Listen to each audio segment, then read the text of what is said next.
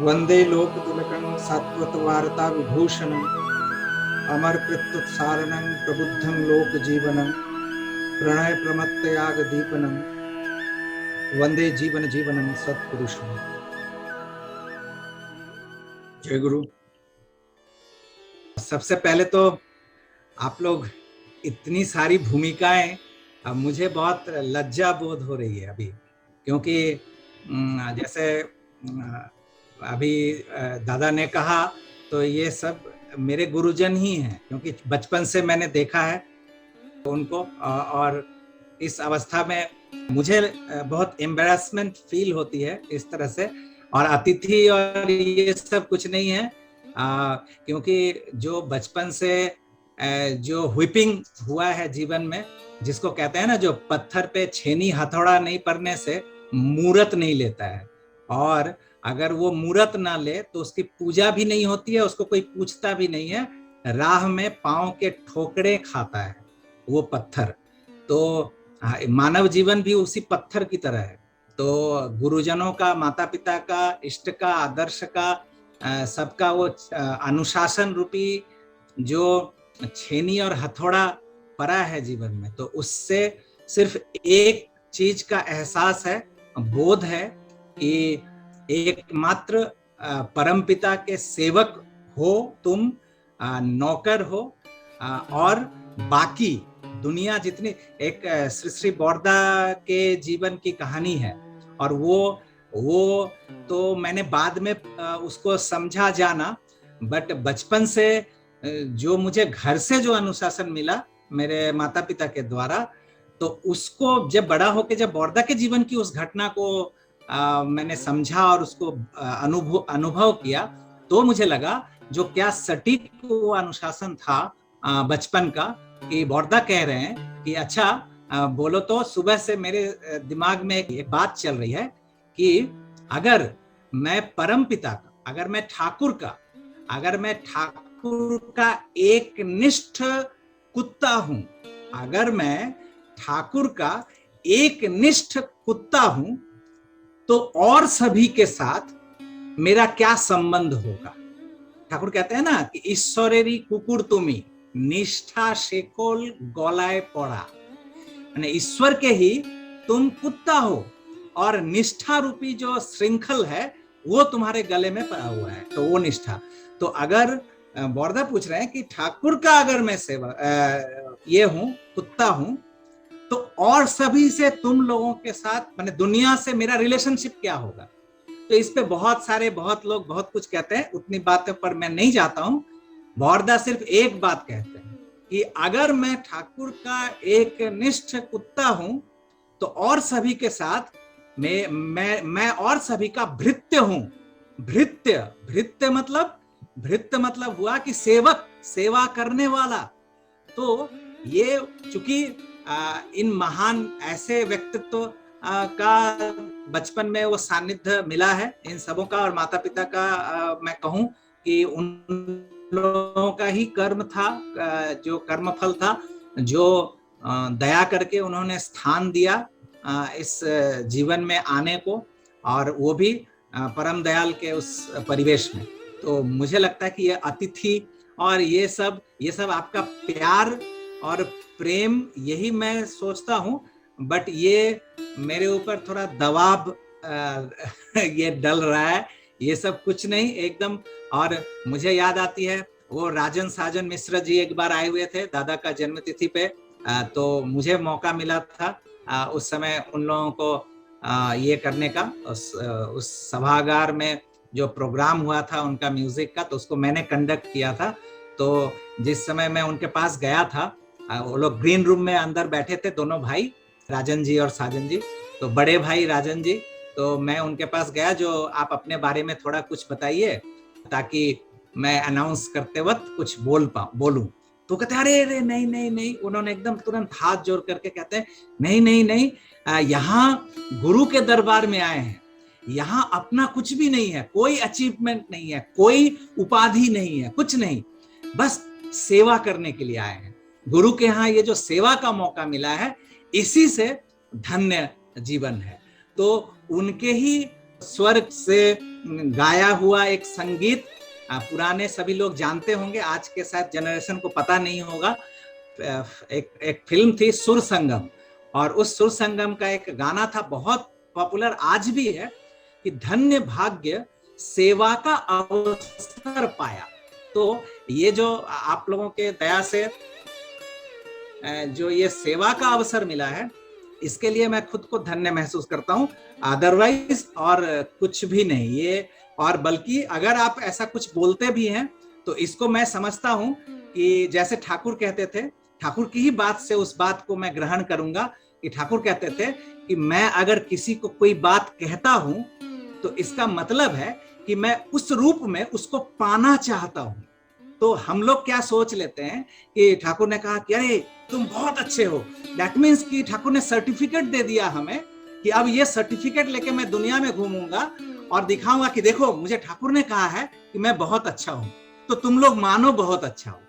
लेकिन नहीं, दायित्व तो बढ़ जाता है, रेस्पॉन्सिबिलिटी बढ़ जाती है कि ठाकुर ने अगर कुछ कह दिया किसी को कि ये तो बहुत अच्छा मनुष्य है, दैट मीन्स कि दबाव पड़ गया अब कि अगर उस मनुष्यता के पथ पर अगर थोड़ी भी खामियां त्रुटि रह गई है, अब उस पर मेरा रिस्पॉन्सिबिलिटी बढ़ गया कि उस खामी सबको ठीक करें। तो मैं इस तरह से लूंगा कि आपने जो भी प्रेम संभाषण किया मेरे लिए, मैं उस लायक बन पाऊं, जैसे आपने प्रेमी कहा या जो भी कहो, तो वो तो, और मुग्ध, बातों से मुग्ध, मैं तो सारा जीवन कोशिश कर रहा हूं खुद मुग्ध होने की। जैसा ठाकुर की वाणी है, if you want to charm others charm yourself first. तो जब तक स्वयं में मुग्धता नहीं आएगी, हम ठाकुर की बात कहते हैं, दूसरों को कन्विंस करना चाहते हैं कि दूसरे ठाकुर से आकृष्ट हों, लेकिन सबसे पहला मैग्नेट बनना पड़ेगा। अगर किसी को हम चाहते हैं कि ठाकुर के प्रति आकर्षित हो, तो खुद को ऐसा मैग्नेटिक एक व्यक्तित्व कि मेरे उस व्यक्तित्व में चार्म पैदा हो, तो हम खुद अगर चार्म होंगे ठाकुर से, उस मैग्नेट से अगर हम चार्ज्ड होंगे, तो ऑटोमेटिकली उससे थोड़ा भी अगर घर्षण हुआ है, तो आप कितना भी खराब से खराब लोहा को भी जाकर अगर चुंबक में थोड़ा सा घस दीजिएगा, तो थोड़ा बहुत तो आयन कण जो होता है, पार्टिकल्स, आयन पार्टिकल्स जो होता है, वो थोड़ा ना थोड़ा आकर्षित कर ही लेगा। तो मुझे लगता है कि मुग्ध मैं खुद होने की कोशिश कर रहा हूँ ठाकुर के पथ पर, और सब कुछ खुद का ही है। जो अगर थोड़ा सा आदमी बन जाए जो ठाकुर चाहते हैं, तो मेरे लिए बहुत होगा। और उसका अगर रिफ्लेक्शन अगर कहीं किसी को अच्छा लग जाता है, तो वो भी परम दयाल की ही कृति है, अपना कुछ भी नहीं है। एनीवे, मैं बातें बहुत बोल गया। अगर आप कोई बात है तो आप शुरू कीजिए। बस कोई बात अगर कुछ है, प्रसंग तो रखिए, क्या बात करूं। दादा जय गुरु। ये हमारा पहला क्वेश्चन था दादा कि हम लोग जब याजन काम में जाते हैं तो बहुत सारे लोग कहते हैं कि मैं पहले से दीक्षित हूँ, तो मैं आपके ही सदगुरु का मैं दीक्षा क्यों लूं? मैं आपके ही जो आपके गुरु हैं, मैं उनको सदगुरु ही मैं क्यों मानूंगा? मैं पहले से दीक्षित हूँ।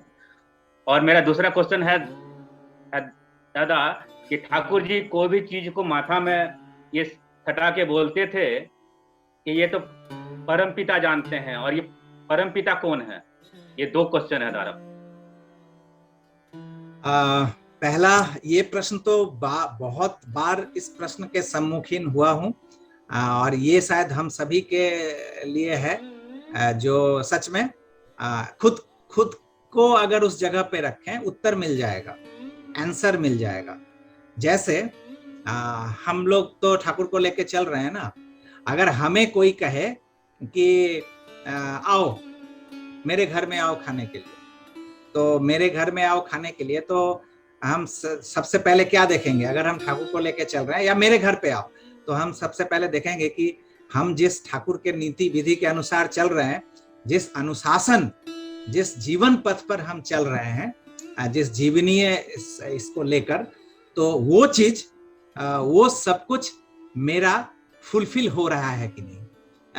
वहां पर जाने से, उस स्थान पर जाने से मेरा कुछ गड़बड़ तो नहीं हो जाएगा? मैं ठाकुर को लेके जो चल रहा हूँ, वहां पर कुछ प्रॉब्लम तो नहीं आ जाएगा?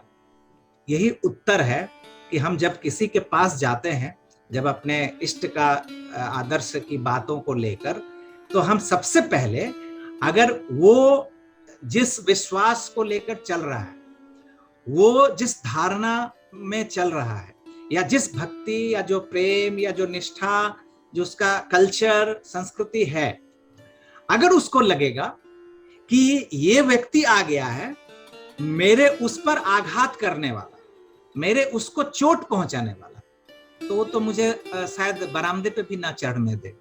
तो सबसे पहला है पॉइंट जो है, ठाकुर इसलिए कहते थे, मैं बहुत सिंपल बात कहता हूं, चूंकि हमारे दयाल जो प्रिय परम है, मेरे प्रभु हैं, वो ही हर बात को इतना सिंपल कहते थे कि वो ज्ञानी से ज्ञानी पुरुष और एक साधारण निरक्षर व्यक्ति भी, उन दोनों के लिए वो आसान लगता था सब कुछ। तो मैं ठाकुर की ही बात कहता हूं। हमारे यहाँ एक थे, अभी रहे नहीं, अरुण गांगुलीदा, अरुण कुमार गांगुली, तो वो BHU बनारस हिंदू यूनिवर्सिटी में पढ़ाई करने के लिए जा रहे थे, संभवतः स्नातकोत्तर MA की पढ़ाई करने शायद जा रहे थे। तो वो जाते वक्त ठाकुर से, शशि ठाकुर बैठे हुए थे, तो उनसे प्रणाम करके अनुमति लेंगे कि मैं जा रहा हूँ। तो उन्होंने एक बातें, अपनी असुविधा की बात ठाकुर के समक्ष रखी थी। तो ठाकुर तो हमेशा चाहते थे कि तुम कहीं भी जाओ, कहीं भी रहो, अपने इष्ट आदर्श को कैरी करके रखो, सब समय उनको वहन करना अपने साथ, ताकि तुम जिस परिवेश में रहो, उस परिवेश में तुमको टिके रहने के लिए उस परिवेश को भी आदर्शमुखी करना पड़ेगा। अदरवाइज तुम कितने भी अच्छे हो, तुम कितना भी ईश्वरीय पथ पर हो, लेकिन तुम्हारा परिवेश अगर अनुकूल नहीं होगा, नेस्त नाबूद हो जाओगे। और अभी के प्रेजेंट वर्ल्ड सिनेरियो अगर हम देखें, कुछ कंट्रीज का जो सिचुएशन है, उसमें बहुत अच्छे व्यक्तियों की हालत खराब हो गई। और क्यों हुई? क्योंकि जो परिवेश था वो परिवेश अनुकूल नहीं रहा। तो अगर हम कितने भी धर्म के पथ पर हैं, हम कितने भी आदर्श के पथ पर हैं, लेकिन अगर सेल्फिश एटीट्यूड है, सिर्फ अपना देखते हैं, अपने परिवेश को लेकर अगर उस ओर नहीं चलते हैं, तो वो हमें टिकने नहीं देगा। तो ये ठाकुर का एक रहता था हमेशा कि जहां भी जाओ अपने आदर्श को वहन करो और अपने पूरे परिवेश को। ठाकुर कहते हैं ना, जो तुम अगर सत होते हो तो तुमको तुम्हारे देखा देखी हजार लोग सत होंगे, उस प्रेरणा से प्रेरित होकर। और तुम यदि असत होते हो तो तुम्हारी दुर्दशा की सीमा नहीं रहेगी, तुम्हारे उस दुख में भी संवेदना प्रकाश करने वाला कोई नहीं रहेगा। तो ये एक मूल बात रहती थी। तो वही चीज अरुण दा को लगा, अरुण गांगुली दा को, श्रद्धेय अरुण गांगुली दा। तो उन्होंने कहा कि ठाकुर, मैं एक्चुअली जाजन नहीं कर पाता हूँ, बाहर लोगों से बोल नहीं पाता हूँ, क्या बोलूं क्या नहीं समझ में नहीं आती है बातें। तो चूंकि बाहर जा रहे थे पहली बार और रहेंगे वहां, तो वहां भी वही सिचुएशन में वो पड़ेंगे। ठाकुर ने मुस्कुराते हुए सिर्फ 2 शब्द कहा, जिस तरह से वो घटना हम लोग जानते हैं, जेम्स माइकल की बात, जो जा रहे थे अमेरिका वापस जब यहाँ से, तो कहा, ठाकुर से पूछा था कि Thakur just tell me in a word और 2, 1 या 2 शब्दों में कुछ कह दीजिए, ताकि मैं उस भौतिक जहाँ पे लोग डॉलर्स लैंग्वेज समझते हैं, सिर्फ अगर 2 मिनट मुझसे बातें करेंगे तो उसमें सोचेंगे इसमें मेरा क्या बेनिफिट है, फायदा है। तो ठाकुर ने सिर्फ 2 शब्द कहा था, बी कंसेंट्रिक। और इसी बी कंसेंट्रिक में मुझे लगता है ठाकुर का फुल इडियोलॉजी जो है वो समाहित है। इस केस में भी यही हुआ, जब अरुणदा ने पूछा कि कैसे मैं प्रोपगेट करूं अपने आदर्श को, कैसे अपने परिवेश में, तो ठाकुर ने कहा 2 शब्द, बी बिहेवियरिस्ट, व्यवहारिक। अब आप देखिए, व्यवहारिक, ये जो व्यवहारिक है कि एक व्यक्ति जिसके पास हम जाते हैं ठाकुर को लेके, अपने आदर्श को लेके, तो वास्तविक परिस्थिति क्या है, उस व्यक्ति का वास्तविक परिस्थिति क्या है, सिचुएशन क्या है, उसकी मेंटालिटी क्या है, उसका वंश खानदान, उसका संस्कार, उसका चलन, उसका खान पान, एवरीथिंग। इन सब से जब तक हम एक्वेंटेड नहीं होंगे, हम जब तक वाकबहाल नहीं होंगे, तब तक हम उसको हैंडल करेंगे कैसे? तो जैसे रामकृष्ण देव कहते थे, रामकृष्ण परमहंस, कि देखो जब कोई मछली पकड़ने जाता है वंशी लेकर, तो आप देखिए वहां उसका उद्देश्य होता है कि हम मछली को पकड़े, राइट। अब ये मछली को हम पकड़े तो वो जो चारा लगाता है वंशी में, उस चारा जो लगाता है वो क्या लगाता है, मुझे खीर बहुत पसंद है तो हम भी क्या उस मछली को खीर लगाते हैं वहां। मुझे पूरी बहुत पसंद है, मुझे मंचूरियन बहुत पसंद है, मुझे ये पसंद है वो पसंद है, तो मेरा जो पसंदीदा खाना है, मुझे जो अच्छा लगता है, हम क्या उस बंसी में लगाते हैं? हम नहीं लगाते। हम क्या लगाते हैं? उस मछली को जो पसंद है, ताकि वो मछली मेरे नजदीक आए। तो इसी तरह अगर हम मनुष्य को पकड़ना चाहते हैं, फिशर्स ऑफ मैन होना चाहते हैं अगर, तो उस मनुष्य को सबसे पहले उसके हृदय को जय करना पड़ेगा। हाथ को जब तक विन नहीं करेंगे, उस हृदय को जब तक विन नहीं करेंगे, जीतेंगे नहीं, तब तक होने वाला नहीं है। तो इसीलिए मुझे क्या पसंद है, इसलिए मुझे वो टॉल्स्टॉय वाली एक बात याद आती है, मे बी टॉल्स्टॉय और एरिस्टोटल की बात है, the mark of an educated mind is to entertain the thought without accepting it. शिक्षित मस्तिष्क का ये लक्षण है कि वो एंटरटेन द थॉट, जो सामने जो व्यक्ति आ रहा है अपने जिस विचारधारा को लेकर, उस विचारधारा को वो एंटरटेन करेगा, और वो सामने आने वाला व्यक्ति को लगेगा कि अरे यही तो मेरा सबसे बड़ा प्रशंसक है, मैं जो बोलना चाह रहा हूं इसी के सामने हम सब कुछ उजाड़ करके बोल सकते हैं। ये जो बोल रहा है और सामने वाला जो व्यक्ति है वो सब कुछ एंटरटेन कर रहा है, दैट डजंट मीन कि उसके हर बातों को वो एक्सेप्ट भी कर ले रहा है, वो स्वीकार भी कर ले रहा है, ऐसा नहीं है।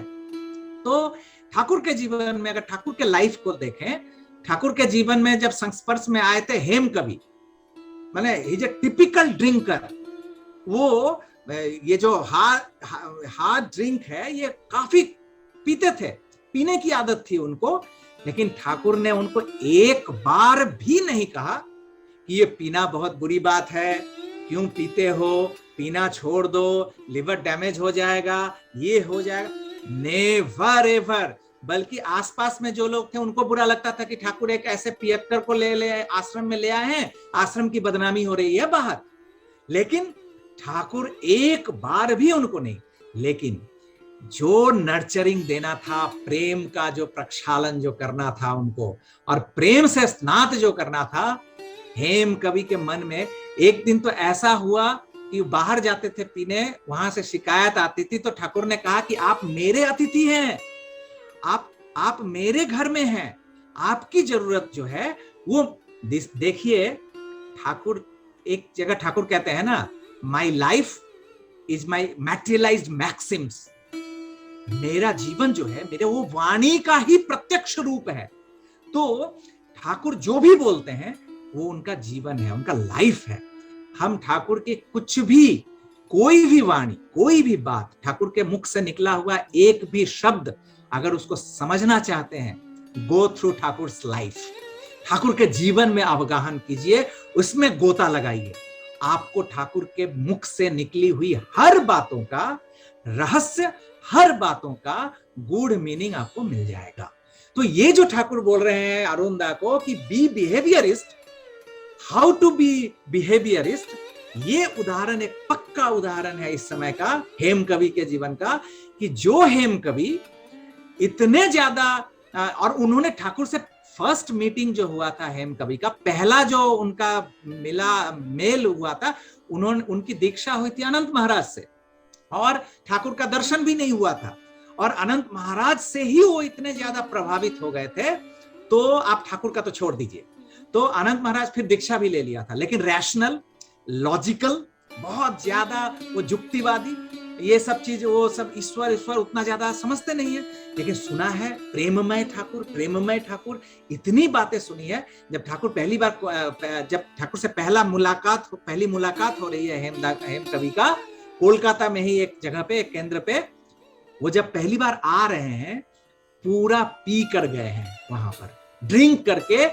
साधारणतः जो ड्रिंकर लोग होते हैं वो दिन में नहीं पीते, वो शाम होता है तब उनका नशा आता है, लेकिन ठाकुर से मिलना है, एक मन में शैतान एक आ गया कि टेस्ट करना है, ठाकुर की परीक्षा लेना है, जो बहुत बड़ा सुना हूं, ये बहुत प्रेममय है, सबको किसी को भी छोड़ते नहीं है, सबको अपना शरण देते हैं, मुझे जैसे पापी को, मुझे जैसे व्यक्ति को देखता हूं, ये क्या कैसे स्वीकार करते हैं, बोल के एकदम पूरा पिया और उस तरह से जमींदारी उनका तो था ही, और उसी भेष में पीते हुए चले गए।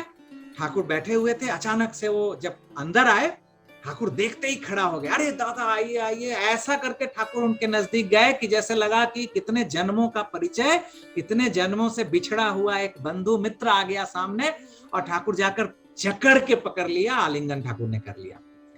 अब ये अवस्था देखकर, वो तो आए ही थे ठाकुर को इस तरह से देखने के लिए कि ठाकुर क्या करते हैं बिहेव, लेकिन ठाकुर का वो व्यवहार देखकर अब उनको लगने लगा कि एक शुभ्र बदन, एक ब्राह्मण संतान, शुभ्र उपवीत धारी, इतना पवित्र एक तनु, और मेरे जैसा एक पापी का स्पर्श लग रहा है, अंदर में जो विवेक है, मन, वो जो शैतान मन का आश्रय करके दौड़ के आए थे, और वो प्रभु ईश्वर का संस्पर्श में आकर विवेक जागृत हो गया, और जैसे ही विवेक जागृत हुआ, वो विवेक कहने लगा कि पापी तू ये क्या कर रहा है, उस पवित्र तनु को इस तरह से, अपने इस पाप के स्पर्श से तुम अपवित्र कर रहे हो।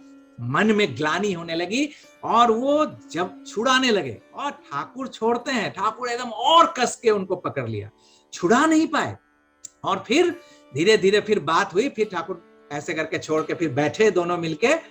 पहला प्रश्न, उनका पहला प्रश्न था हेम कवि का कि अच्छा, मेरे शरीर से ये जो स्मेल आ रहा है, ये मुझे भी लग रहा है, तो मैं भी उसके गंध से प्रभावित हूं, आपको ये दुर्गंध नहीं लगा, आपको दिक्कत नहीं हुई, आपको घृणा नहीं हुई इससे?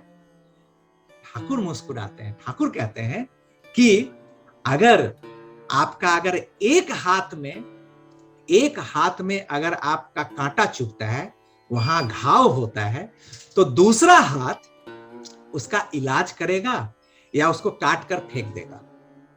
पहला ठाकुर से आप देखिए, जो ये जो परम सत्ता, जो घट घट में विराजमान जो सत्ता है, ठाकुर क्या कह रहे हैं, जो वो घट घट में विराजमान वो सत्ता, उस सत्ता से उस अलग कुछ नहीं है।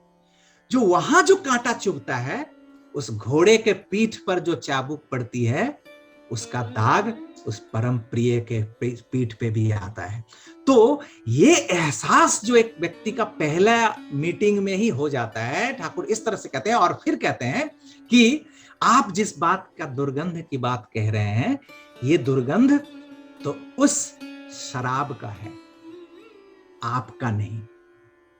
इनडायरेक्टली ठाकुर कहते हैं कि मैंने शराब का आलिंगन नहीं किया है, मैंने किसको आलिंगन किया है?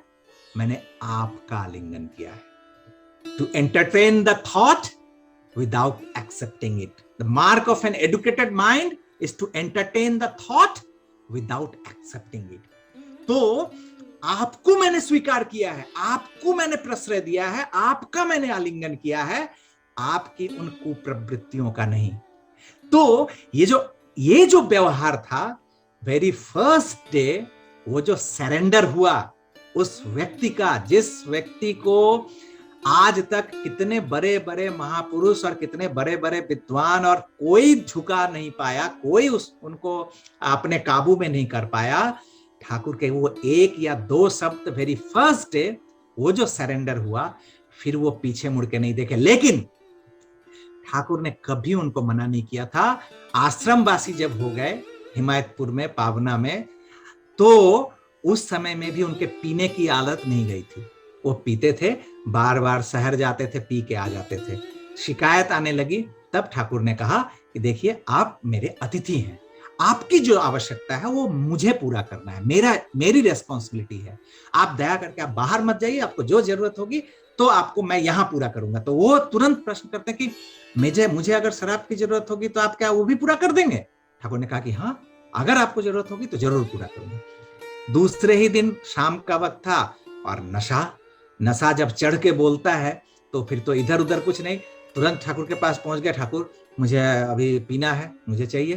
तो ठाकुर तुरंत, एक कंपाउंडर थे, वो एक कुछ था जो कि अल्कोहल ही होता है, और वो जो नशा जो होता है उस नशा को फुलफिल करता है, उस जो थर्स्ट जो होता है उसको क्वेंच कर देता है, वो अल्कोहल था ऑलरेडी। चूंकि होम्योपैथिक मेडिसिन में तो ये सब यूज होता है, बहुत सारे मिक्सचर्स बनाने ये सब में, तो वो चीज बोले उन्होंने कहा, ठाकुर ने कंपाउंडर से तुम बना के ले आओ। फिर वो लेके आए, ठाकुर ऐसे दिए। अब ये तो पी तो लिए उस दिन, उनका तो उस दिन नशा तो हो गया जो काम था। रात के बाद जब नशा उतरा, मन में ये दुविधा शुरू हो गई, विवेक दंशन शुरू हो गया कि जिस हाथों से, जो हाथ जीवन अमृत बरसाता है, लोग, करोड़ों लोग, हजारों हजार लोग, समस्त मानव जाति जिन हाथों से अमृत पान करता है, मुझ जैसा पापी उनके हाथों से विष प्रदान करवा रहा है। ये ग्लानि होनी शुरू हुई, और तब जाके ठाकुर को कहते हैं वो जाकर कि ठाकुर, मैं आपको बहुत सीधा साधा समझता था, आपको बहुत सरल समझता था, लेकिन आप तो बहुत श्रूड निकले, आप तो बहुत धूर्त निकले। तो ठाकुर कहते हैं कि क्यों, मैंने अचानक क्या किया जो मुझे आप ऐसा बोल रहे? नहीं, आपने मुझे इस वचन से क्यों बांधा कि अब मैं आपके हाथों से ही पीना पड़ेगा? आपने मुझे इस बात से क्यों बांधा, इस वचन से मुझे क्यों बांध लिया? अब तो मैं न पी पा रहा हूं और न पी के रह रहा हूं, आपके हाथों से मैं कैसे ऐसे विष को लूं, कैसे मैं ले लूं इस विष को? तो ठाकुर कहते हैं कि देखिए, आप भी सत ब्राह्मण हैं, मैं भी सत ब्राह्मण हूं, मैं अपने बातों से, वचन से वापस नहीं आऊंगा, आप भी अपने वचन से वापस नहीं आइएगा। मतलब आप भी जो जरूरत होगी मुझे बोलिएगा, आपको पीने का होगा मुझे बोलिएगा, और मैंने वचन दिया है कि मैं आपको प्रोवाइड करूंगा, तो दोनों वचन से आप डिगिएगा नहीं। तो ये बात जब बोल दिए, उसके ही 1-2 दिन में ऐसी ग्लानि हुई, वो जो उनका वो लत छूटा, जिंदगी में फिर कभी उन्होंने स्पर्श नहीं किया। आप सोचिए कि हमारे जीवन में हमारे जो प्रिय परम है, हमारे जो इष्ट देवता हैं, जिन इष्ट देवता को कंधे पर लेकर हनुमान की तरह हमें घर घर तक पहुंचना है, हमें कैसा होना है। और ठाकुर कहते हैं कि तुम मुझको अवतार कहना तभी शोभा पाएगा तुम्हें, जब तुम सभी एक एक अवतार हो उठोगे। दैट मीन्स कि वो तो ठाकुर हैं, वो तो कर सकते हैं, मैं नहीं कर सकता। ये ठाकुर कहते हैं, ये संपूर्ण रूप से ये प्रवृत्ति मुखी, प्रवृत्ति मार्गी ये कथन है कि एक एक God created man after his own image, जो ईश्वर अंश, जीव अविनाशी, अमल धवल सकल सुख राशि। तो उस ईश्वर के अंश है प्रत्येक गुणावली, जो उन प्रिय परम में है, प्रत्येक कुछ हम में है। तो हम जब भी हम किसी के समक्ष जाते हैं, उसको ये फील होना चाहिए कि ये जो बदला मेरे पास आया है, ये मेरा कुछ छोड़वाने के लिए नहीं आया है, बल्कि मेरे पास जो भी है उसको, ये जो भी मेरे पास है इसको ये समृद्ध कर देगा। मैं छोटी सी बात और एक उस व्यवहारिक जीवन के, ठाकुर के ही जीवन के उस अमृत से थोड़ा और एक बिंदु उठा लेता हूं। जैसा मैंने कहा था कि हर कुछ उस जीवन में, उस महाजीवन में है, अगर ढूंढेंगे तो मिल जाएगा। ठाकुर के पास एक व्यक्ति आके बोल रहा है, यंग लड़का था कोई इसमें, तो वो आके कह रहा है कि ठाकुर, ये सब कोई मेरे पीछे लगे हुए हैं, दीक्षा लो दीक्षा लो दीक्षा लो, लेकिन मैं क्यों दीक्षा लूं? मैं अपने माँ को सब कुछ मानता हूं, मेरे जीवन में माँ ही सब कुछ है, और कुछ मुझे क्या जरूरत है दीक्षा लेने की? मैं माँ के ही लिए ही सब कुछ करता हूँ, मेरा समस्त जीवन माँ के लिए समर्पित है, तो मुझे क्या जरूरत है दीक्षा लेने की? मैं तो ठीक हूँ, मैं माँ को आदर्श मानकर मैं ये सब लेके चल रहा हूँ। तो ये सब मुझे बोल रहे हैं दीक्षा दीक्षा दीक्षा, मैं क्यों लूं? ठाकुर के वो सबको सबसे पाला छुड़वा कर और सीधा बोला कि छोड़ो, तुम लोग जिसके हो मैं उन्हीं से सीधा पूछूंगा। और चले गए। इसी पे एक घटना याद आती है, रे हाउजरमैन के माँ की घटना। उनको भी इसी तरह से सब कोई पकड़ लिया था और कहा था कि ठाकुर भगवान है, ठाकुर गॉड है, ठाकुर प्रोफेट है, advent of that super power है, जीसस के अवतार हैं, ये सब कुछ बोल के। और वो अचानक से अभी आई है और एक पूर्व धारणा किसी का है संस्कार, और उसको अगर कोई अचानक से आकर तोड़ेगा तो नेचुरली तो वो सबको ये छोड़ छाड़ के बोले, जब तुम लोग कोई बात नहीं सुनेंगे, तुम लोग जिनके बारे में बोल रहे हो मैं उन्हीं से पूछूंगी वो क्या है।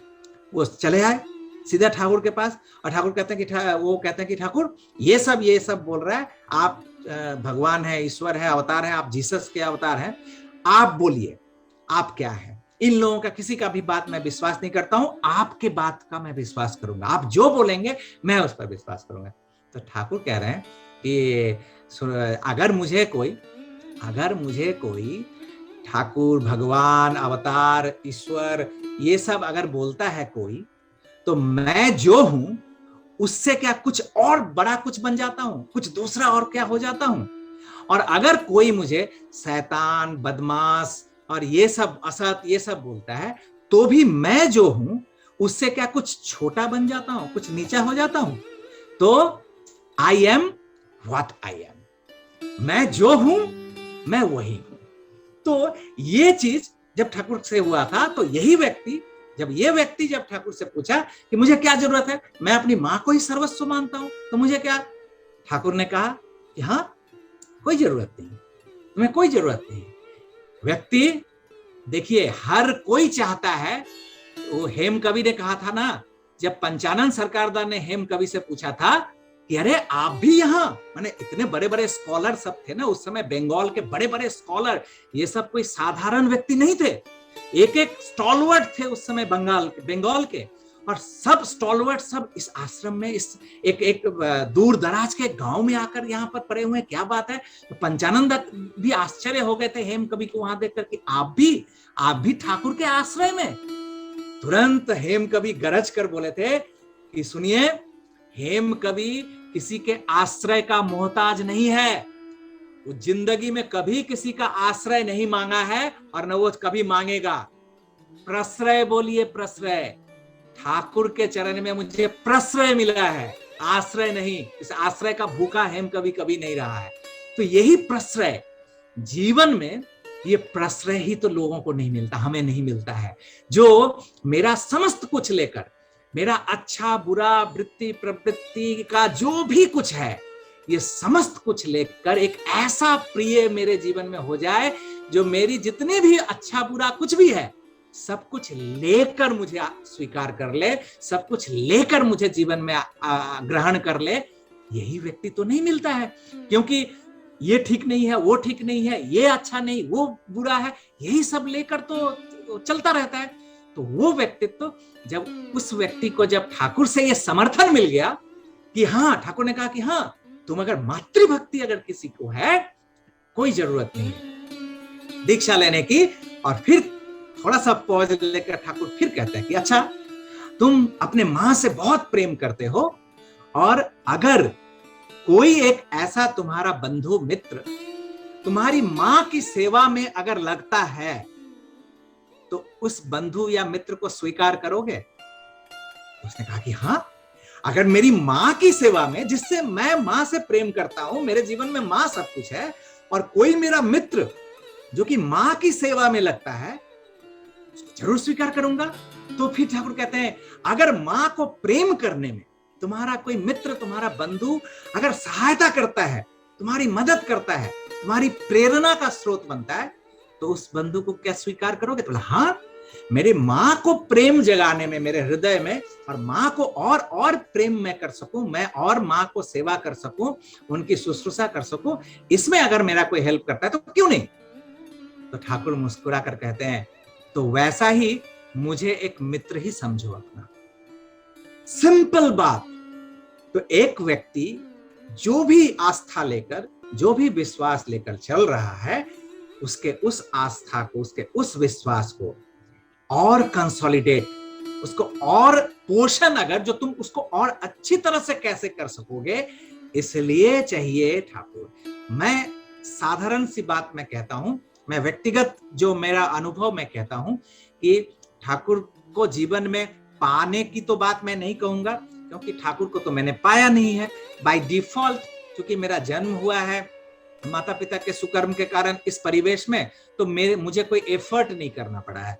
तो बाय डिफॉल्ट भी अगर ठाकुर को मैंने पाया है, मैं आज की स्थिति में बता रहा हूं कि आप कुरान बोलिए, बाइबल बोलिए, गीता बोलिए, जितने सारे धर्म ग्रंथ है, या राम कृष्ण बुद्ध यीशु मोहम्मद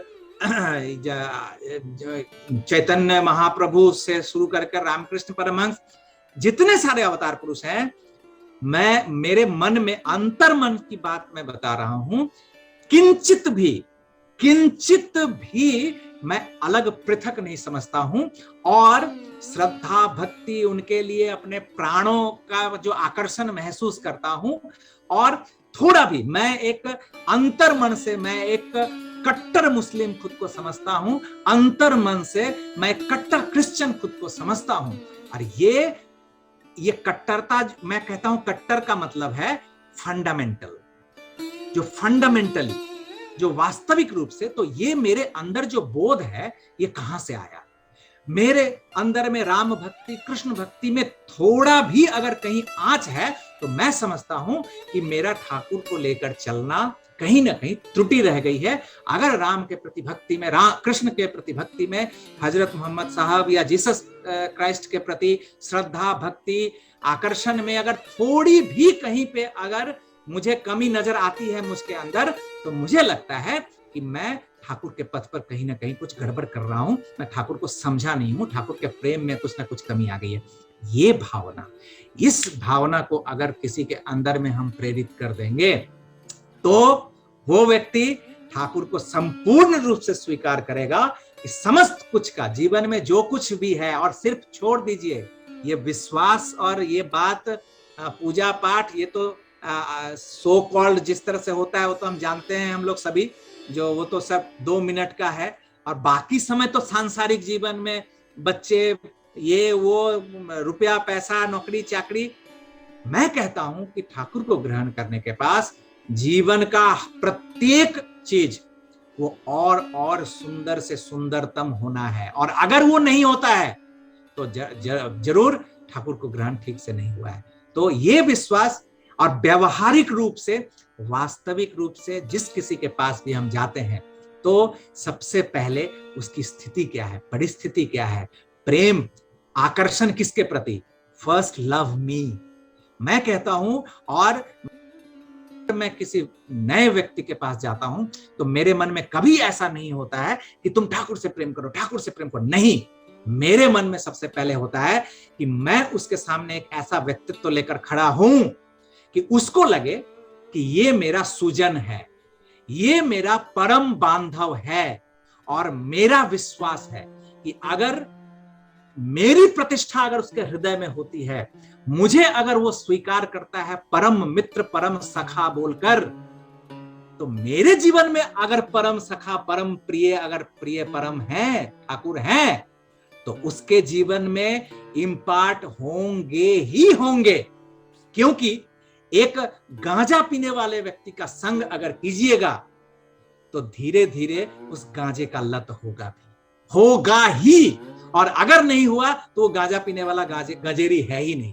तो मेरा कहना है कि अगर हम उस परम नशे के नशेरी हैं, उस प्रिय परम के, उस ईश्वरीय नशा के नशेरी अगर हम हैं, हमारे अंदर में है, और सामने वाला कोई व्यक्ति अगर मुझसे प्यार कर बैठता है, अगर मेरे प्रति आकर्षित हो जाता है, तो अल्टीमेटली वो ठाकुर के उसके जीवन में प्रतिष्ठा होना ही है, क्योंकि मेरी सिंसियरिटी अगर ठाकुर के प्रति ठीक है तो। लेकिन अगर सीधा सीधी हम खुद को साइड करके कि हम भैया तुम ठाकुर का बात सुनो, ठाकुर का बात सुनो, हमारा कोई दायित्व तो नहीं है, और वो तो ठाकुर करेंगे।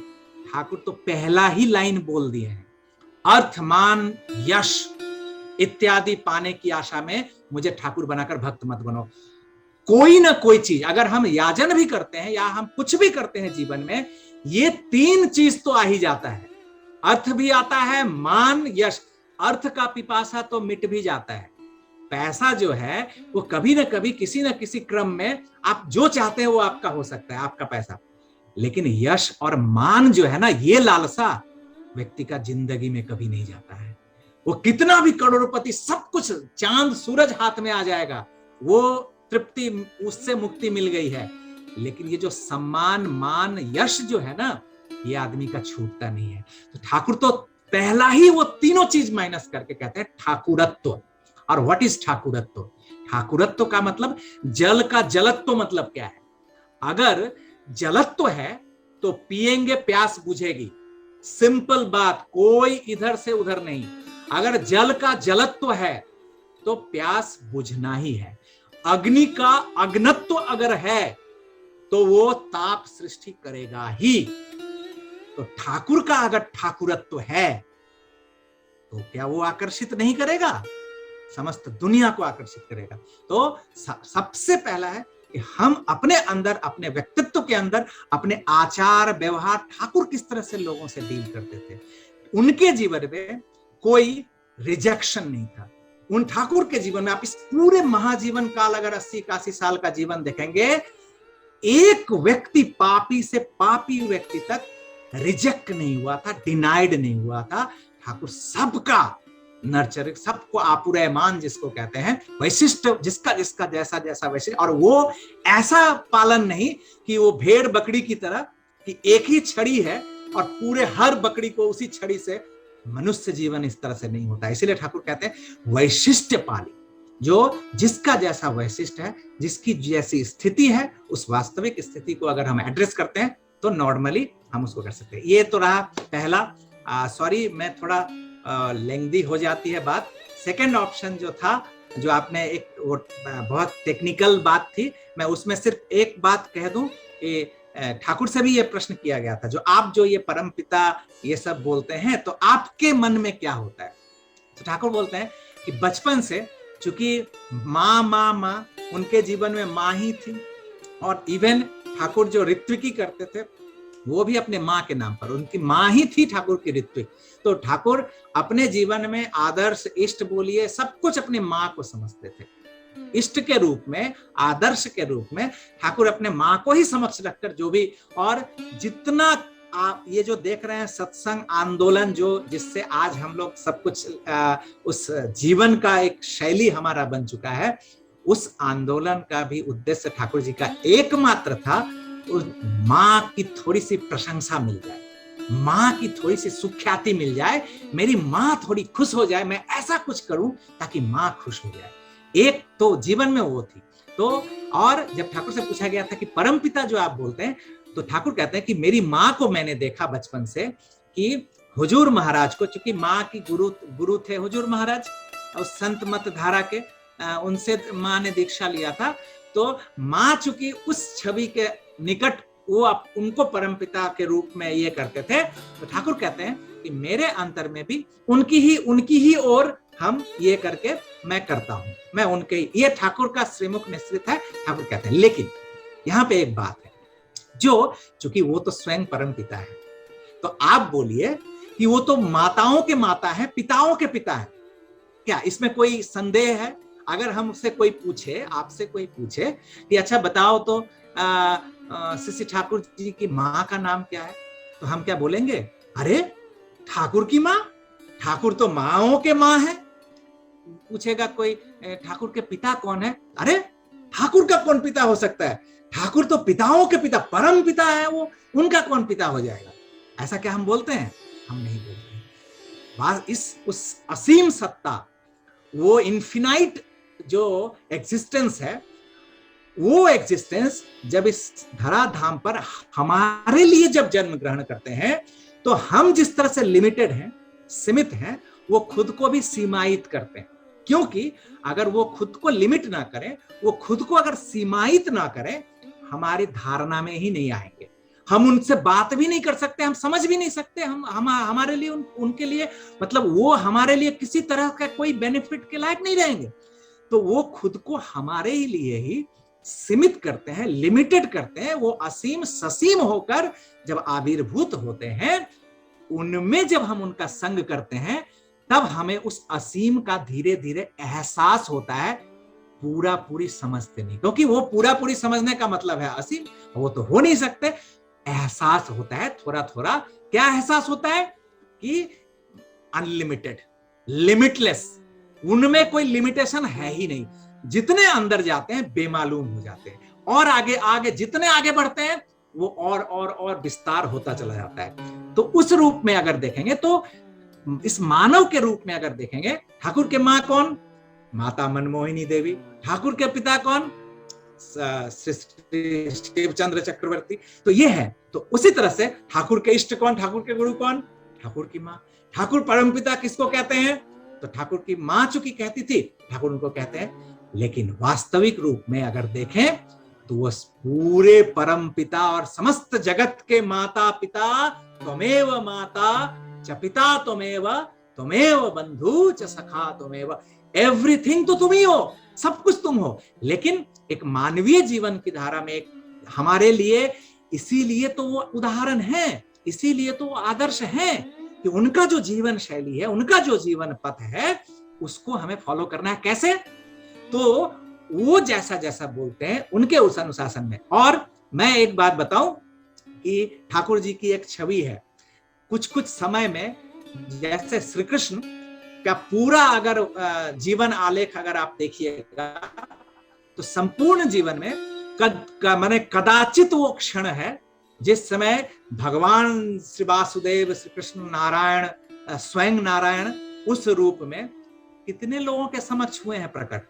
आज की स्थिति छोड़ दीजिए, आज बाद में जब वो चले जाते हैं तो भगवान बनाना बहुत आसान होता है, लेकिन जब वो जीवन धारण में रहते हैं उस समय बहुत मुश्किल होता है सब कुछ रूप में स्वीकार करने का। तो 5 गांव नहीं मिला था, और उस जब राज्याभिषेक हुआ था या क्या हुआ था, उस समय कृष्ण के हाथों क्या आया था? वो पद प्रक्षालन, सभी का पांव धोने का, अतिथि लोगों का सत्कार करने का ये मिला था। आप सोचिए कि अगर उस रूप में अगर नारायण प्रभु है तो उससे कोई पांव धुलाएगा, उससे कोई अतिथि सत्कार कराएगा? लेकिन वो वास्तविक जीवन में उस समय जैसा थे, उस समय कोई कोई कदाचित एक मौका था जिस समय वो विश्व रूप वो दर्शन करा दिए थे, और उस समय वो जो जिनको मिला था वो दर्शन, वो हनुमान के जीवन में वही हुआ था। कितने सारे लोग उस समय थे, कितने लोगों को वो एहसास हुआ, कितने लोगों को वो रियलाइजेशन हुआ?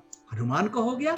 और हनुमान को जो हुआ, आज हम भक्त शिरोमणि हनुमान कहते। तो वो कदाचित उनके जीवन काल में कुछ कुछ ऐसे मौके आते हैं, और अदरवाइज एबनॉर्मली नॉर्मल होते हैं। जो ऐसा साधारण व्यक्ति, ठाकुर कहते हैं कि मैं परमपिता का मूर्ख संतान हूं, वो जो बुलाते हैं वही मैं बोलता हूं। और सही मायने में ठाकुर जो ये बोल रहे हैं कि मैं मूर्ख संतान हूं, इसका मतलब ये ना समझे कि ठाकुर कपटता कर रहे हैं। हम अगर, जैसे अभी मैंने थोड़ी देर पहले जो बातें कही थी, मैंने अपना जो एक विनयी भाव दिखाया था, एक हम्बलनेस दिखाया था, हो सकता है कि वो मेरा स्पॉन्टेनियस जिसको कहते हैं, जो मेरा सत्ता का वो नहीं भी हो सकता है, लेकिन मैं उसका एक्सरसाइज कर रहा हूं कि प्रीतम तुम ऐसा बोलो, तुम अपने में अपने उस दीनता को, अपने उस हम्बलनेस को खत्म नहीं होने दो। तुम्हारे अंदर में अहंकार है, कम से कम मुंह से बोलो। ये बोलते बोलते तुम में उस विनयी भाव आ जाएगा। तो हम में है, हम सब जो मुंह से बोलते हैं, जितना भी प्रशंसा बोले, विनय बोले, जो भी बोले, अंतर में क्या चल रहा है वो तो परमपिता ही अंतर्यामी जानते हैं। जो अंतर में कितना हम उस अहंग से मुक्त हो पाए हैं, कितना हम उस अहंकार से मुक्त हो पाए हैं, वो तो अंतर्निहित वो प्रिय सत्ता ही, वो परम सत्ता ही जानता है। लेकिन जब ठाकुर अपने मुख से कुछ बोल रहे हैं, वो क्या प्रिटेंस कर रहे हैं? अंदर में क्या, दैट मीन्स कि अंदर में बहुत ज्ञानी है और ऊपर से बोल रहे हैं कि मैं परमपिता का मूर्ख संतान हूं? Never, never. वो जो रविंद्रनाथ की एक लाइन है कि जिस मुहूर्त में पूर्ण तुम हो, बांग्ला में है कि जे मुहूर्ते पूर्ण तुमी से मुहूर्ते किछु तब नाई ताई तुमी पवित्र सदाई। जिस मुहूर्त में तुम पूर्ण हो, उसी क्षण तुम्हारा कुछ नहीं है, और इसीलिए तुम सदा पवित्र हो। दैट मीन्स कि पूर्णता जहां पर होगा, संपूर्ण जहां पे होगा, उसका खंडित भाव रूप से किसी चीज का एहसास ही नहीं होगा। जो अलग अलग तरह से कुछ नहीं, वो पूर्णता। तो वो जो ठाकुर जो पूर्ण ब्रह्म है, और वही पूर्ण ब्रह्म जो है, यही चीज जो मैं कुछ जानता हूं, मेरे पास कुछ है, ज्ञान और विज्ञान और ये एहसास ही नहीं है उनका। वास्तविक रूप से उनको लगता है कि कुछ नहीं है, क्योंकि वो ही तो सब कुछ है। पूर्ण रूप से अलग से कुछ ले तब तो एहसास हो ना कि ये मेरे पास है, लेकिन सब कुछ तो वे ही हैं। तो उनके अंदर में ये एहसास ही नहीं है जो उनका कुछ ज्ञान है या उनका कुछ बुद्धि है। इसीलिए कहते हैं कि मैं कुछ नहीं जानता हूं। लेकिन जब कोई इंपल्स आता है, जब कोई प्रेरणा, जब संवेग, जब बाहर से कुछ आता है, तो अचानक वो पार्ट जो है वो जल उठता है, धधक उठता है। और तब हमें लगता है कि एक राइफल कंपनी का, एक गन फैक्ट्री का जो ये थे जनरल मैनेजर या जो भी होता है उस समय, जीएम हेड जो थे इच्छापुर गन फैक्ट्री के, किरण बनर्जी था, वो आए हुए थे ठाकुर जी के पास। अब आप सोचिए, ठाकुर जो कि मेडिकल का पढ़ाई भी अधूरा छूट गया, उस समय का प्रवेशिका या मैट्रिक जो होता था उसकी पढ़ाई उन्होंने नहीं, उसका एग्जाम फाइनल नहीं दिया था। मेडिकल में उनका ऐसे ही जस्ट उनके मेरिट पे, उनका जस्ट इंटरव्यू लेके उनका एडमिशन हो गया था, वो भी उन्हें आधा अधूरा छोड़ के ठाकुर चले आए थे। किसी तरह का कोई मंडन अचीवमेंट नहीं था, किसी तरह का कोई डिग्री यूनिवर्सिटी का कुछ नहीं था। किताब ठाकुर ने जीवन में एक, वो कौन सा एक नाटक या कुछ था वो पढ़ा था, जिंदगी में कोई किताब नहीं पढ़ा था। वो एक व्यक्ति, जब वो किरण बनर्जी आकर इच्छापुर गन फैक्ट्री के वो ये ऑल इन ऑल थे, तो वो आकर जब बोलते हैं ठाकुर से कि बहुत ज्यादा प्रेशर है गवर्नमेंट का, वो 63-45 के समय में, उसी से पहले कुछ एक समय था जो कि हमारे पड़ोसियों देशों के साथ बहुत सारा चल रहा था उस समय।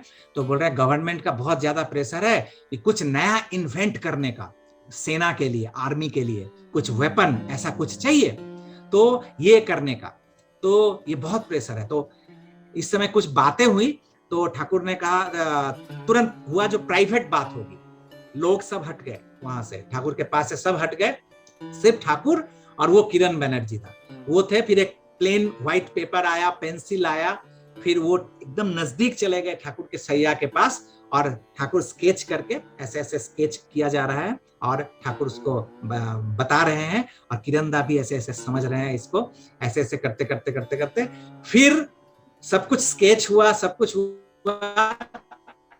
एक प्रश्न उन्होंने किया था, ये जो वेलोसिटी, हाई वेलोसिटी पे जो ये आएगा तो मेटल गल जाएगा। ठाकुर ने जो फॉर्मूला वो जो बताया था स्केच करके, उनसे बातें करके कैसे कैसे क्या करने से, तो इस पे हुआ था कि ये मेटल गल जाएगा अगर उस हाई वेलोसिटी पे जाता है। तो ठाकुर ने फिर एलॉयड मेटल कैसे तैयार होगा, ये मेटल किस वस्तु से क्या क्या एलॉयड ये करके मिक्स करके वो होगा ताकि उस हीट को वो बर्दाश्त करे, ये भी फॉर्मूला ठाकुर ने बताया था। और आफ्टर दैट वहां से फिर वो निकल के किरण दा गए थे। कुछ महीनों में, सालों में एक इन्वेंट हुआ था, उसी इच्छापुर गन फैक्ट्री से एक गन बना था, जिसके कारण कि इंडिया गवर्नमेंट ने, भारत सरकार ने उनको पद्मश्री से विभूषित किया था। बैक ऑफ द स्टोरी किसी को पता नहीं है कि किसी को, मतलब हम लोग तो, ये तो हिस्टोरिकल फैक्ट है, रिकॉर्डेड है, बट ऐसे दुनिया को शायद पता नहीं है जो उस आविष्कार के पीछे, वो जो उनका काम हुआ था किरण बनर्जी का, उसके पीछे में उनके गुरु का, उनके आदर्श का, उनके इष्ट का ये घटना थी। तो आप सोचिए कि इसीलिए वो पूर्ण ब्रह्म जो है वो खुद को नहीं जानता वो, लेकिन जब जो आता है, जिस फील्ड का आता है, जीवन के जिस एस्पेक्ट का व्यक्ति आके उनके समक्ष खड़ा होता है, वो उसी दिशा में वो सब कुछ रिवील कर देते हैं। तो ये जो परमपिता का संतान कह रहे हैं, ऐसे ठाकुर हमारे, उनके जीवन में भी, उस श्री कृष्ण के जीवन में जिस तरह से उस अवतार में जब इस तरह की घटनाएं, और हर अवतार में ऐसे ऐसी घटनाएं हुई है, इस अवतार में भी ये घटना कभी कभी ऐसे कदाचित हो जाया करती थी, जिस समय ठाकुर उस अपने उस परम भाव को, उस परम सत्ता को उन्मुक्त कर देते थे। भक्त के सामने में ऐसे कुछ परिस्थितियां बनी। ठाकुर का एक फोटो है, आप सभी जानते हैं शायद, पूरी समुद्र के किनारे ठाकुर पूरे चादर से ऐसे सब कोई जानते हैं उस पिक्चर को, जो पूरा ऊपर से नीचे तक ऐसे ठाकुर का धोती ऐसे नीचे तक है, और चादर जो है ऐसे व्हाइट चादर, और ऐसे कमर पर हाथ देकर ठाकुर खड़े हैं समुद्र के किनारे, और एकदम ऐसे स्ट्रेट रूप में खड़े हैं।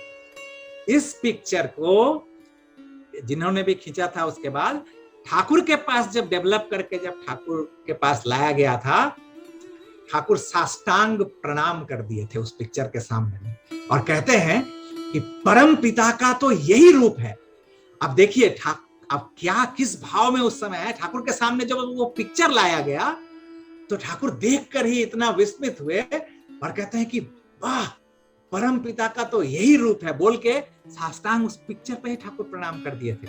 आप देखिए, और केष्टोदा से ठाकुर ने कहा था बाद में कि केष्टोदा, जितना सब फोटो है सब जला दीजिए, सब हटा दीजिए, सिर्फ यही फोटो रहेगा। ये भी ठाकुर ने बातों बातों में अचानक से ठाकुर कह बैठे थे। तो आप वही देखिए, तो परमपिता वो कह रहे हैं, क्योंकि इस मानव जीवन में सब कुछ उनको मानवीय संवेदना के साथ ही सब कुछ उनका भी दर्द होता है, बल्कि मैं तो बोलूं जो दर्द हमें नहीं होता है उससे करोड़ों करोड़ों गुना ज्यादा दर्द। आप सोचिए कि एक घोड़े के पीठ पर चाबुक पड़ती है और उसका उभार आता है पीठ पर, वो कच्चा दाग अगर उभर आता है, आप सोचिए, is he not abnormally normal? हम क्या ऐसे नॉर्मल हो सकते हैं? हम ऐसे नॉर्मल, इसी कारण उनको कहते हैं एबनॉर्मली नॉर्मल, कि ऐसा नॉर्मल कोई हो ही नहीं सकता है। इतने साधारण से साधारण, असाधारण रूप से साधारण उनका जीवन यापन होता है। सेंसिटिविटी का ये लेवल होता है। तो जिस तरह से आनंद की सीमा नहीं रहती है, उसी तरह से उनके दुख की भी सीमा, उनके जैसा कोई दुख नहीं कर सकता, उनके जैसा कोई कष्ट नहीं सह सकता, उनके जैसा कोई आनंद नहीं कर सकता, उनके जैसा कोई चैतन्य नहीं ला सकता। एवरीथिंग में वो ऑप्टिमम है, पूर्ण है। तो ये बात परमपिता के रूप में ठाकुर के मुख से इस तरह से निकला, बट आप समझ सकते हैं जो परमपिता किस रूप में है। तो बस ये बात। जय गुरु दादा। एक दादा का प्रश्न है, जो अगर कोई व्यक्ति बहुत संत मंत विचार का हो और पूरी सदाचार का पालन करता हो, लेकिन वो ब्राह्मण ना हो, तो क्या उसके हाथ से जो राई से बना हुआ कोई प्रकार है, क्या लेना उचित है? या दूसरी तरफ कोई ब्राह्मण समाज से है लेकिन वो उतनी पवित्रता उसके जीवन में नहीं है, तो उनके हाथ से वह राई से बना हुआ जो प्रसाद है उसको ग्रहण करना उचित है? इस पे थोड़ा सा अपना सुझाव सलाह चाहता है। ठीक है, तो ये जो वर्णाश्रम वाली बात आई खाने पीने का, सबसे पहला तो मैं एक बात ये कह दूं कि हम जब परमपिता ठाकुर को लेकर, प्रिय परम को लेकर जब चल रहे हैं, तो हम जो कुछ भी करेंगे उनके अनुशासन विधि के अंदर में करेंगे। बाद पालन करने के समय, जैसे मैं एक बात कहता हूं कि जब हम लोग मैथमेटिक्स जब करते थे ना बचपन में, तो मैथमेटिक्स का टेक्स्ट बुक जो होता था, आप सभी का शायद ये अनुभव रहा होगा, एक्सपीरियंस रहा होगा कि कभी कभी कोई पजल या कोई सॉल्व करने में दिक्कत होती थी, नहीं कर पाते थे, तो हम लोग पीछे की ओर जाते थे और उसका आंसर देखते थे, जो उसका आंसर क्या है, फिर उस आंसर को ले आते थे जो ये आंसर होगा, और फिर उसको मिला देते थे। जो सीधा मिलता नहीं था तो आंसर को पहले ले आकर और फिर मिला देते थे। दैट मीन्स कि जब कोई सॉल्व नहीं हो रहा है कोई प्रॉब्लम, तो आंसर को ले आकर कि हमें इस आंसर तक पहुंचना है, और फिर उस दिशा से हम लोग मिला देते थे और मिल जाता था। मे भी फॉर्मूला गलत फलत भी होता था, लेकिन आंसर सही हो जाता था। तो आंसर, तो मेरा कहना है कि जब हम ठाकुर की जब हम दीक्षा लेते हैं, सरेंडर करते हैं, तो जब समर्पण करते हैं, आंसर फिक्स्ड है। ये मन मस्तिष्क में, दिमाग में हम सभी को बिठा लेना चाहिए कि उस मैथमेटिक्स के टेक्स्ट बुक की तरह हमारे सामने ठाकुर का जो डिसिप्लिन है, ठाकुर का जो अनुशासन है, वो फिक्स्ड है। हम अपना जब कोई सामूहिक आचरण करेंगे, हम अपना जब व्यक्तिगत कोई आचरण करेंगे, घर में, परिवार में, समाज में, या कोई भी सामूहिक समुदाय में, तो उस समय ठाकुर की जो विधि है, ठाकुर का जो वर्णाश्रमिक विधि है, उस विधि के अनुसार ही करना है। उसका वही जो कहा, जो वो आंसर दिया हुआ है वही आंसर रहेगा। और अगर वो आंसर को नहीं मानते हैं तो फिर ये टेक्स्ट बुक लेके क्यों घूम रहे हैं बगल में? तब क्यों स्कूल में एडमिशन लिया है, क्यों हम पढ़ाई कर रहे हैं, नहीं करना चाहिए। तो सिंपल बात, पहली बात है ठाकुर की जो विधि है उसको मानेंगे। हाँ, अब चर्चा पे हम लोग चर्चा कर सकते हैं, जो ऐसा क्यों होता है, ऐसा क्यों किया जाता है, ऐसा क्यों। सबसे पहली बात, जो ब्राह्मणिक एक जो कल्चर है, आप देखेंगे जो हमारे कर्म के अनुसार ही तो ये वर्ण का निर्णय हुआ था ना, लेकिन एकदम प्रारंभिक काल में सबका कर्म मिला जुला था। धीरे धीरे जब ये कर्म फाइनल होने, अब ये बात मैं जो कहने जा रहा हूं ये एक दिन दो दिन का नहीं है, ये हजारों हजार साल से हमारी सभ्यता 20,000 years बैक, आप माइंड इट। अभी बहुत सारे ऐसे आ रहे हैं रिसर्च जिसमें रामायण का जो काल दिखाया जा रहा है वो 14,000 years बैक दिखा रहा है, तो 14,000 साल पहले। क्योंकि वो ग्रह नक्षत्र एस्ट्रोलॉजिकल जो सिचुएशन होता है, जो कौन सा तारा किस स्थिति में है उसके हिसाब से कैलकुलेट करके अभी देखा जा रहा है कि वो स्थिति बन रही है आज से पीछे पीछे पीछे जाते जाते 14,000 साल बाद पहले। तो ये अभी बहुत सारा रिसर्च होना है। तो हमारी जो संस्कृति है, तो उससे भी पहले मानव सभ्यता अगर बात करें तो ये सब कुछ जो वर्णाश्रमिक सिस्टम है ये इवॉल्व हुआ है, विवर्तन हुआ है। कर्म जो है, कर्म ही था प्रधान, बट एक कर्म करते करते करते अगर 1000 साल से एक जनरेशन में बाप, उसका बेटा, उसका बेटा, उसका बेटा, उसका बेटा, अगर 1000 साल से एक कर्म को कर रहा है, उसका इंस्टिंक्ट, उसका जीन, उसका समस्त सत्ता में जो एक नाई अगर बार्बर जो है वो अगर 1000 साल से कोई डेविएशन नहीं हुआ है कर्म का, वृत्ति का, जब बच्चा जन्म लेगा ना उसको थोड़ा सा कैंची अगर पकड़वा दिया जाए तो उसका बिजली की तरह हाथ चलेगा, जो कि साधारण दूसरा का नहीं चलेगा, क्योंकि जीन में आ गया है। तो हमारा जो भी एक्टिविटीज है, ये जो अंगुली का संचालन हम लोग करते हैं, 5 उंगली 5 साइज का है, इसका व्यवहार जो हम कर पाते हैं, आप सोचिए ये सब हजारों हजार लाखों साल से करते करते मानवीय गुण सब का विकास हुआ है। तो वर्ण का जो कल्चर है वो भी उस हजारों हजार साल से विकास होने के बाद फिर एक काल आया जिस काल में इसका नामकरण किया गया कि ये कम्युनिटी, ये एक कम्युनिटी, उस कम्युनिटी को फिर कल्चर करके, तो सबसे अपर कल्चर जो कहा जाता है, क्योंकि वो शिक्षा का होता है। पहला जो विप्र कम्युनिटी होता है जिसको हम ब्राह्मण भी कहते हैं, यद्यपि ब्राह्मण हर कोई हो सकता है, ब्रह्म का ज्ञाता, ये ओपन है सबके लिए, वैश्य क्षत्रिय शूद्र सबके लिए ब्राह्मणत्व की प्राप्ति सब कोई कर सकते हैं। बट जेनेटिक जिसकी बात है कि वर्णाश्रमिक उस इसके द्वारा हेरिडिटरी जो इम्पार्टेशन है वो विप्र संप्रदाय, और उसका जो जेनेटिक इम्पार्टेशन है, जो बायोलॉजिकल जो हम इनहेरिट कर रहे हैं, वो एक है। 100 साल में, 10 साल में, 50 साल में कोई गलत आचरण कर दिया, किसी 2-1 जन्म में कर दिया, अभी का विज्ञान भी कहता है, जेनेटिक साइंस कहता है कि जीन जो है वो 10,000 साल लगता है एक जीन को संपूर्ण रूप से नष्ट होने पर, फिर भी नष्ट नहीं होता है, 10,000 years। तो दैट मीन्स कि आप सोचिए कि वो 10,000 साल पहले जो जीन का जो कल्चर हुआ है, वो कल्चर होते होते आज भी वो जीन में वो है, सुप्त रहता है। फिर से अगर कल्चर किया जाएगा फिर से वो जागृत हो जाएगा। हाँ, उसका प्रलेप पड़ गया कुछ, तो ये जो जेनेटिक इम्पार्टेशन है ये तो फिक्स्ड है, इस पे कोई गड़बड़ी नहीं। अगर हम सोचें, हम कैसे डिटरमिन करेंगे, अंदाजन तो नहीं हो सकता ना, तो एक तो कोई तो थ्योरी लाना पड़ेगा। तो सामाजिक व्यवस्था को लाने के लिए, अब देखिए जैसे चोरी होता है, कुछ होता है, हम किसके पास जाते हैं? हमारे यहाँ तो एडमिनिस्ट्रेशन है ना, पुलिसिंग है ना, ये पुलिस व्यवस्था, एडमिनिस्ट्रेटिव सिस्टम, ये क्यों बनाया गया कि आप जब भी कोई विपद में कोई क्राइम होता है तो आप वहां जाते हैं हेल्प के लिए, आप कोई विपद में पड़ते हैं, वो आपको रक्षा करती है। तो दैट मीन्स क्या कि समस्त एडमिनिस्ट्रेशन जो है सब रक्षा करने वाला है, सब कोई ऑनेस्ट है?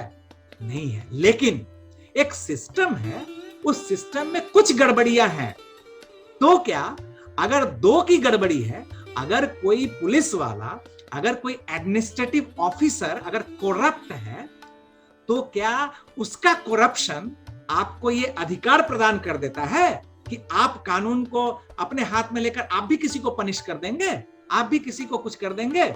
आपको संविधान मना करेगा कि नहीं।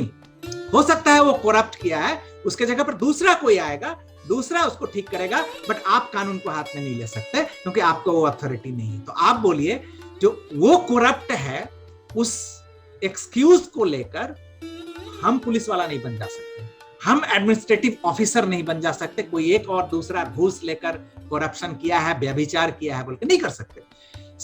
वो तो एक साधारण चीज है, उसमें कुछ गड़बड़ी भी हो तो ठीक है। ये जीवन की बात है, यहाँ जेनेटिक बात है, वो जेनरेशन की बात है। तो यहां पर भी अगर 100 साल का, 50 साल का कुछ गड़बड़ी होती है तो उसके कारण पूरे उस वर्ण को, पूरे उस वंश को अगर आप हुट आउट कर देते हैं, वो नहीं। तो एक व्यवस्था है, उस व्यवस्था को मान के चलना पड़ेगा। और भोजन की जहां तक बात आती है तो बेस्ट ऑप्शन क्या है आपके पास? क्योंकि आप अपने घर में यू कैन डू एनीथिंग, वहां आपका सिर्फ अपना व्यक्तिगत बात है। लेकिन आप जब सामुदायिक कम्युनिटी लेवल पे जब आप कुछ करते हैं तो आप जैसा तैसा नहीं कर सकते। देखिए, एक बात आती है ना, ठाकुर की माँ कहती थी, खाने को खिचड़ी भली, जपने को सतनाम, भजने को सदगुरु चरण, पहुंचने को परम धाम। खिचड़ी को प्रसाद के रूप में क्यों कहा गया, क्यों हुआ? इसीलिए कि खिचड़ी जो होता है सुपाच्य होता है, ये सभी के लिए, वृद्ध हो, सज्जन हो, वृद्ध हो, बच्चा हो, बूढ़ा हो, जवान हो, सबको इसको हजम कर सकते हैं। बीमार हो तो बीमार में भी खिचड़ी दिया जाता है। तो जब कम्युनिटी भोजन हो रहा है, प्रसाद के रूप में खिचड़ी बनाया जाता है ताकि वहां पर जन समुदाय सबको ही खा सके। तो परिवेशन का जगह जो होता है, जहां वो हाइजीन, सबसे पहला पॉइंट तो सदाचार, जो हाइजीन पॉइंट ऑफ व्यू थे वो ओपन आप नहीं कर सकते। जो गो एज यू लाइक, आपके घर में मैं जाता हूं, आपने मुझे निमंत्रण किया है खिलाने के लिए, मैं सादर जाऊंगा। अगर आपके साथ सब कुछ, आपसे प्रेम है, मैं जानता हूं आप सदाचारी हैं, सब कुछ, मैं आपके पास जाऊंगा। आप कितना भी मुझे प्रेम करें, लेकिन मैं आपके किचन में नहीं चला जा सकता, क्योंकि आपके घर की माँ बोलेंगे कि नहीं, आप सब कुछ ठीक है, लेकिन मेरा किचन जो है ये मेरा पवित्र है। मैं कोई भी बाहर का कपड़ा पहन के किचन में नहीं आती हूँ, मेरा कोई बाहर का कोई आदमी किचन में नहीं आता है, क्योंकि इस शुद्धता पर डिपेंड करता है हेल्थ, जीवन, लाइफ, मेरे घर का, मेरे बच्चों का, या मेरे पास जो घर में जो आते हैं सबका स्वास्थ्य डिपेंड करता है। इसलिए किचन को मैं हाइजीन मेंटेन करूंगा, वहां पे कोई चीज घालमेल नहीं चलेगी। सबसे पहला पॉइंट है कि उस किचन जगह पे जो डिस्ट्रीब्यूट करते हैं, जो सो आके कहें कि हम भी डिस्ट्रीब्यूट करेंगे, नहीं चलेगा, बाय हुक और बाय क्रुक। आप अपने घर पर, आप व्यक्तिगत रूप से आप जहां मर्जी जो करो, कोई बात नहीं है, लेकिन जब आप एक कम्युनिटी जगह पर आप करते हो, एक सामूहिक रूप से कुछ करते हो, ये आपका एक रिस्पॉन्सिबिलिटी है कि वहां पे वो डिसिप्लिन मेंटेन हो। ये तो पहला हुआ हाइजीन का, जो सो करके। अब अब तो मास्क इवन पहन के, जो ताकि बातें भी जो करें उससे भी किसी तरह का कोई कंटामिनेशन नहीं हो। तो ठाकुर जी का स्वास्थ्य और सदाचार सूत्र में जो वाणी है ठाकुर जी का, 2-2, 3-3 पेज का, जो किस तरह से किचन को, घर का किचन हो या सामूहिक किचन हो, तो किस तरह से सैनिटाइज करके रखना, उसको मेंटेन करना, ये बात होगी।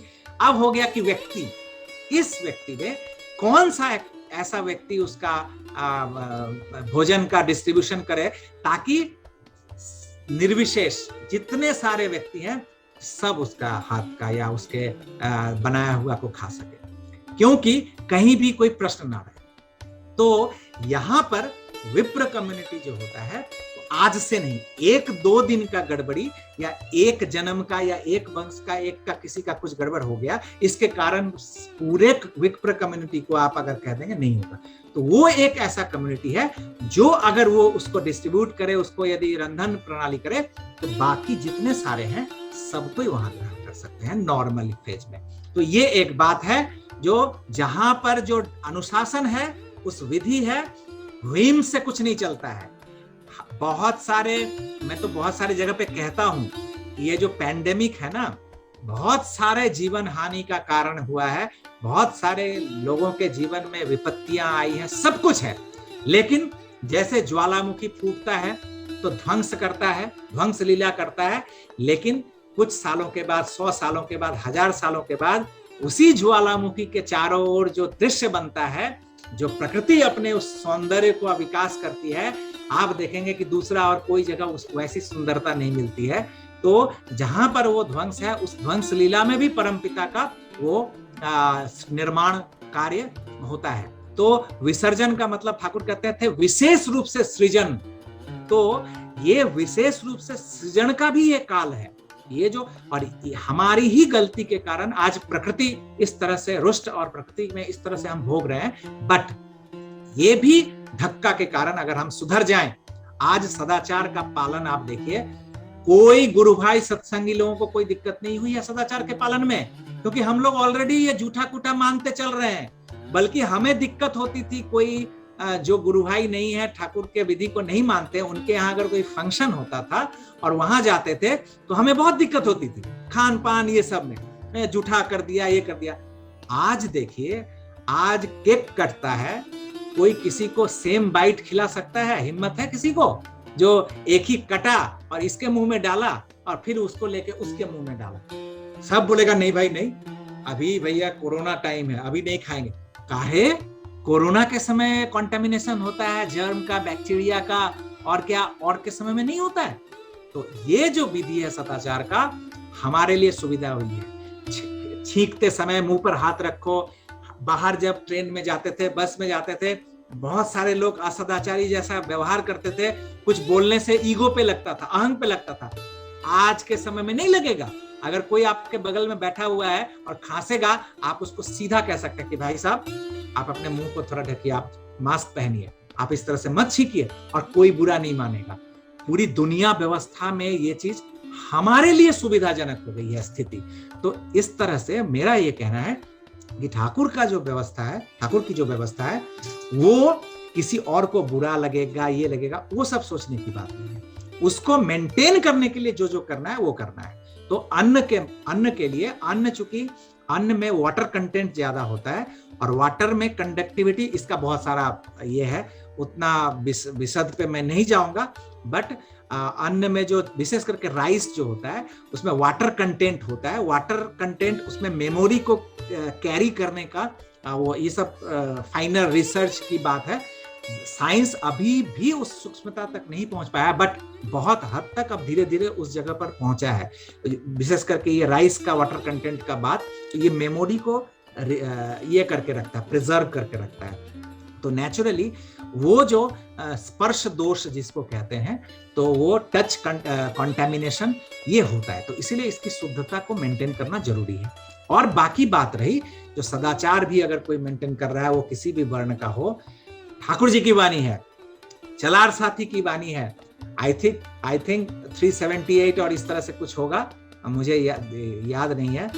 ठाकुर कहते हैं कि अगर किसी विप्र के घर में, द्विज के घर में, द्विजों के घर में, मतलब ब्राह्मण क्षत्रिय इन सबों के घर में भी अगर कोई मतलब उनसे नीचे का कास्ट अगर बहुत दिनों से परिपालित परिपोषित हुआ है उसी संस्कृति में, उसी कल्चर में, आप सोचिए अगर एक विप्र के घर में भी अगर वैश्य शूद्र या कोई भी परिपालित पोषित हुआ है, उसी घर में उसका कल्चर, उसी संस्कृति में वो पला बढ़ा है, तो उसके द्वारा दिया गया श्रद्धोषित, श्रद्धा द्वारा दिया गया अन्न पानीय ग्रहण योग्य है। यदि ठाकुर वहां पर एक कौशन देते हैं, अगर व्यक्तिगत किसी का अगर प्रतिबंधकता, क्योंकि बहुत सारे लोगों का पर्सनल हो सकता है कि मेरा जैसे व्यक्तिगत रूप से बहुत लोगों का हो सकता है कि नहीं मैं ऐसा मेंटेन करूंगा, मैं ऐसा मेंटेन करूंगा, तो ये सब कुछ व्यक्तिगत का हो सकता है, तो वो सम्मान करना चाहिए। बहुत सारे लोग स्वपाती होते हैं, वो तो और दूसरे किसी के हाथ का भी नहीं खाते हैं। तो ये सब चीज जिनका है पर्सनल, अगर कोई ये नहीं है, अगर कोई उस तरह का ऑब्जेक्शन नहीं है, तो उसके द्वारा जो उसी संस्कृति में और सदाचार प्रणोदित उस तरह का अन्न जल अर्घादि आदि वो ग्रहणीय है। और ठाकुर कहते हैं कि हमारी आर्य संस्कृति जो इस साधारण कोई खाने पान का छुआछूत और इससे धर्म नष्ट हो जाएगा, ऋषियों का इतना कमजोर विधान नहीं है। और हमारा धर्म इतना कमजोर नहीं है कि किसी के कुछ छूने से, किसी का कुछ खाने से और वो धर्म नष्ट हो जाएगा।